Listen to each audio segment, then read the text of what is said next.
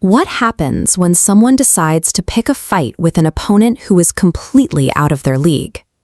History is filled with corrupt leaders and ambitious criminals who assume they can push people around without consequences. But occasionally, they make the profound mistake of crossing the absolute worst person imaginable. Today, we're looking at two historical instances where targets were vastly miscalculated. We'll examine a band of pirates who kidnapped the wrong Roman nobleman, and a greedy governor whose actions provoked the deadliest revenge campaign ever recorded. These stories demonstrate how a single error in judgment can escalate from a personal grudge into a campaign that levels an entire civilization. We start in the year 75 BCE in the Aegean Sea. A 25-year-old Roman nobleman named Julius Caesar is sailing toward the island of Rhodes when his ship is intercepted by a notorious crew of Sicilian pirates. Looking at these ancient silver coins gives you a sense of what happened next. The pirates took one look at Caesar's expensive clothes and his entourage and set his ransom at 20 talents, which is roughly $2 million today. Most hostages would just be relieved to survive. Caesar, however, was deeply offended.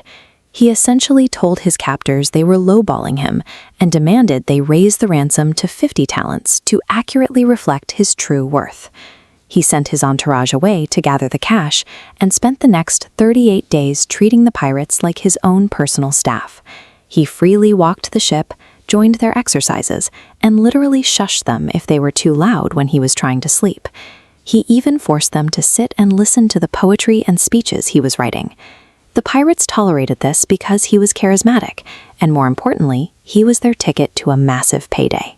So when Caesar routinely promised that he would return to crucify every single one of them the moment he was free, they just laughed it off as a dark joke. But Caesar was entirely serious. After his men returned with the 50 talents and he was set free, he didn't go home to rest. He immediately went to the nearest port, raised a small army and a fleet of ships, and sailed straight back out to sea. Because they thought they were safe at their hidden island base, Caesar caught them completely off guard. He captured the entire crew and took his 50 talents right back. True to his word, he ordered every single pirate to be crucified. Though, because he had actually grown somewhat fond of them during his month-long stay, he had his men slit their throats first so they wouldn't suffer on the crosses for days. The pirates failed to realize who they were dealing with, and that brief moment of disrespect brought inescapable, lethal retaliation right to their doorstep. If we scale up from a personal ransom dispute to a matter of international diplomacy, the consequences get significantly worse. In the year 1218, Genghis Khan was looking to expand his peaceful trade network to the west. This map shows exactly who the Mongols were dealing with. The Khwarezmian Empire was a massive, powerful neighbor that shared a long, direct border with Genghis Khan's territory in Asia. Looking closely at that border, you can see the city of Otrar. Genghis sent a peaceful caravan of 450 merchants there to establish trade, but the city's greedy governor, a man named Inalchuk, seized the caravan, executed the merchants, and stole all their merchandise to sell to elites in the city of Bukhara.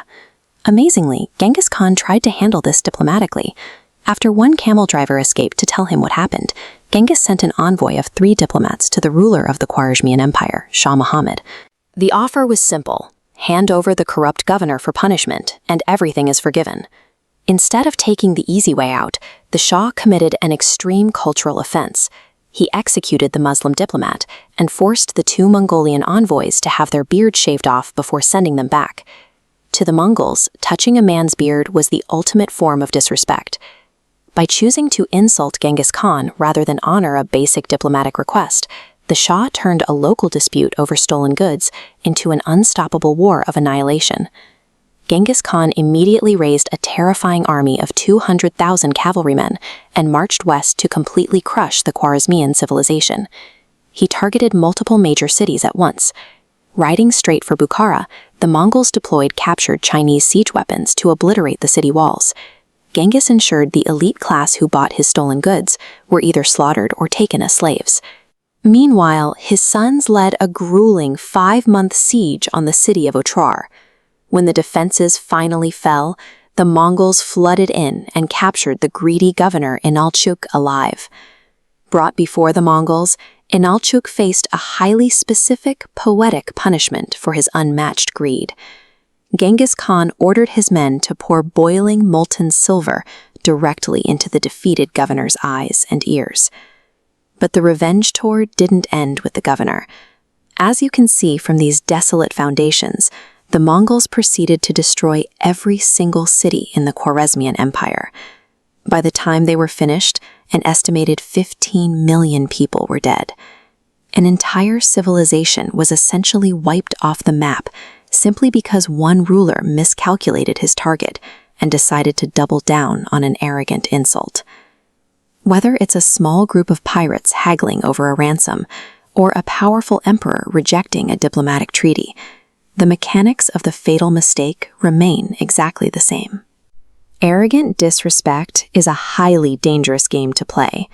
If you're going to pick a fight, you need to know exactly who you're dealing with, or you risk becoming a devastating cautionary tale.